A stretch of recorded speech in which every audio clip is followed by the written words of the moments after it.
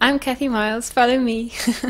I'm Jennifer Wall, follow me. My name's Lynn Kirsten Murray, follow me. I'm Dot Sim, follow me.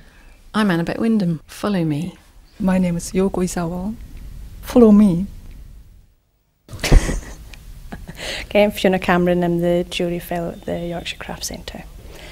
I first studied jewellery at Edinburgh College of Art from 95 to 99. I graduated. We tried out every subject at college and it was just the one I'm most connected with. I think as soon as I walked into the workshop I knew that I wanted to stay there. I liked the benches and I liked all the tools and everything that was involved in making the jewellery, so that was where I wanted to be.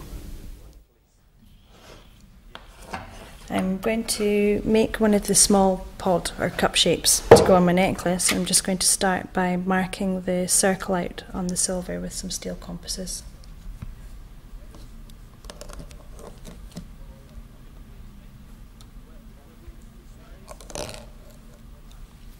I think it's a very privileged situation to be in with a wonderful workshop like this, that pretty much everything's brand new here. I mean, a lot of the tools and things had never even been unwrapped when I came in, so it was like 10 Christmases all at once. So now I feel very privileged to have had the opportunity. Now that I've done that, I'm just going to cut the square out around it with the guillotine.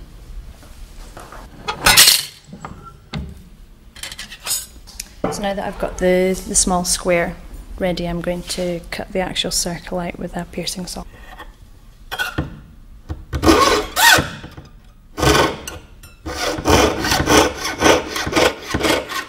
The initial idea with these necklaces were that I kind of wanted to deconstruct my jewellery a bit.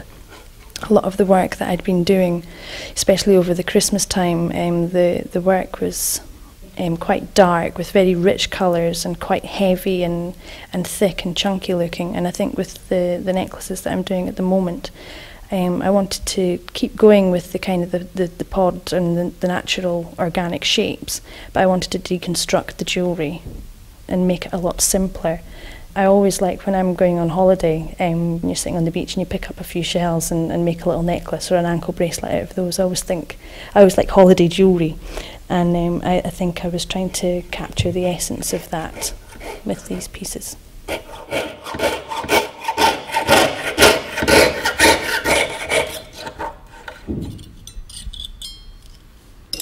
Okay, now that I've got the circle sawn out, I'm just going to anneal the metal, which is heating it up with a blowtorch to a certain temperature, which softens the metal. It makes it more malleable and easier to work with.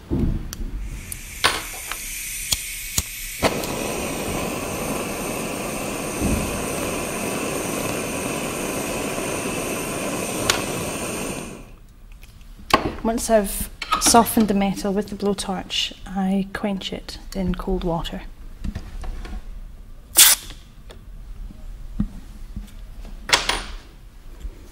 Now that the metal's nice and soft, I'm going to use a doming punch and shape it up into a three-dimensional form. I'm actually in my second year at the fellowship now, and the time here has allowed me to more or less progress straight from where I left off at college. I've been able to develop my ideas further here at the Craft Centre, being able to experiment and try out new ideas and things like that without the pressure of having to sell the work.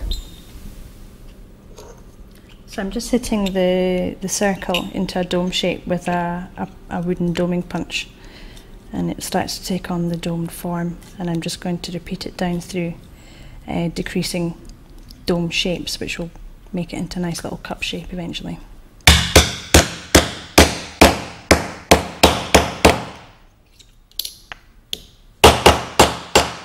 I suppose I have obsessive tendencies. Not about the washing up at home, unfortunately, but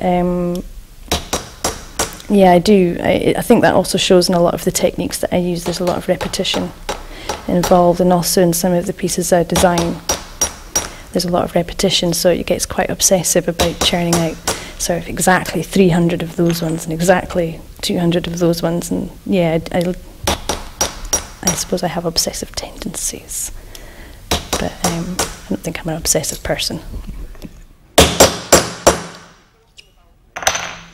as the domes get smaller, I need to change doming punches, and I'm just going to use a metal one now, so it's going to sound a bit different.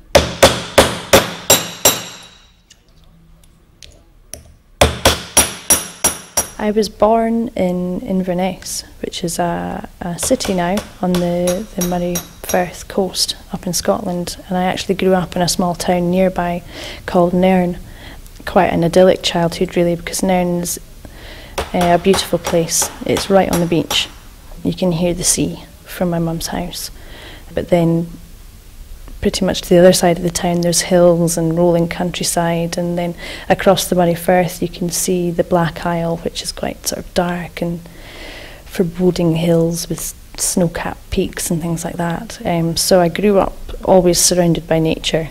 My mum's a primary teacher and an artist herself, and we were always being taken out on walks with the dog and picking up this leaf and picking up that stone, collecting things like that. So I always had a collection of grimy objects in my pocket, and just always being aware of the countryside and the landscape around me, I think, has always informed my work. Okay, now that I've got it into this cup shape, because I've been working with the silver, it's got hard again, so I'm going to anneal it once more with a blowtorch to make it soft before I continue to hammer it.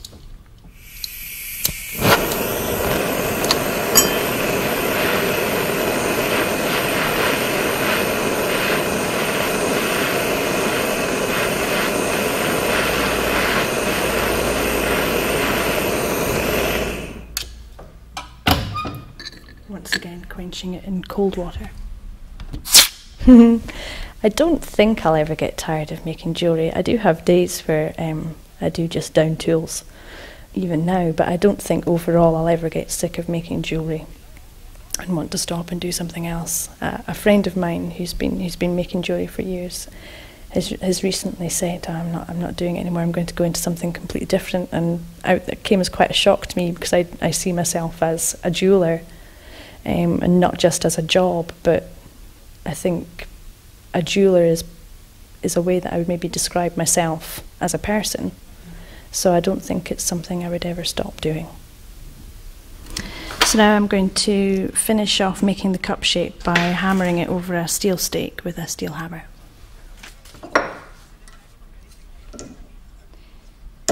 You always try and work from the centre of the dome shape.